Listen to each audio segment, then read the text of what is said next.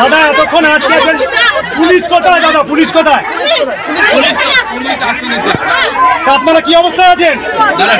হ্যাঁ হ্যাঁ হ্যাঁ ঠিক আছে, মানুষের অভিযোগ শুনবে তো। মানে এতক্ষণ তো ঘেরাও করেছেন, পুলিশ কোথায় গেল?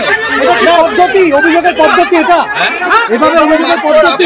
আমাদের মনে হয় কেউ কিছু বাজে কথা বলেছে, যার জন্য মানুষ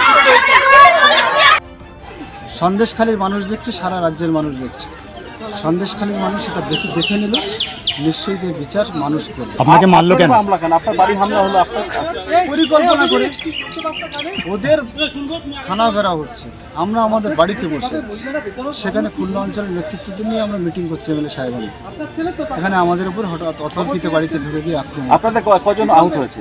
আমাদের কজন দাদা মানে কেন হঠাৎ? ওদের বক্তব্য যে আপনি নাকি চক্রান্তর মূল কারিগর। চক্রান্তের মূল কারিগর আমি হতে যাবো কেন? চক্রান্ত যে সন্দেশখালীকে নিয়ে ওরা করেছিল সেটা তো প্রমাণ হয়েছে ভাইরাল ভিডিও।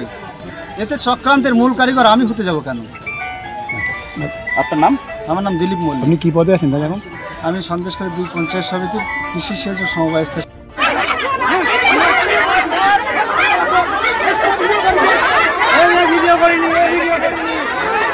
ভিডিও করিনি, আরে এই ভিডিও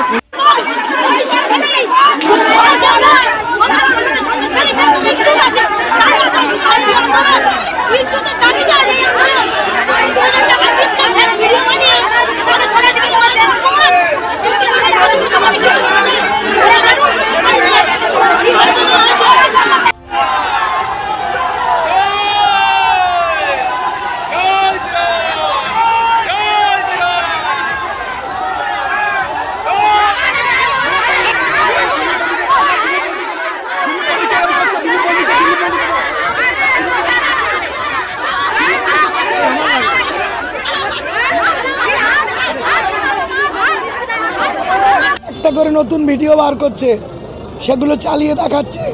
সন্দেশখালীর মেয়েদের ওপর কিচ্ছু হয়নি, সব কিছু বানানো। ওরা কেন শিবু হাজরা উত্তমকে করেছিল, অ্যারেস্ট করেছিল?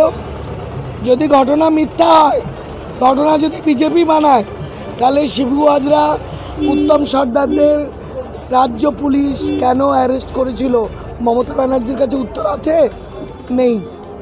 যদি হাইকোর্ট, সুপ্রিম কোর্ট বলে সিবিআই এনকোয়ারি হবে, এবং যেটা হচ্ছে সন্দেশখালীতে, রাজ্য পুলিশের কোনো এখতিয়ার আছে?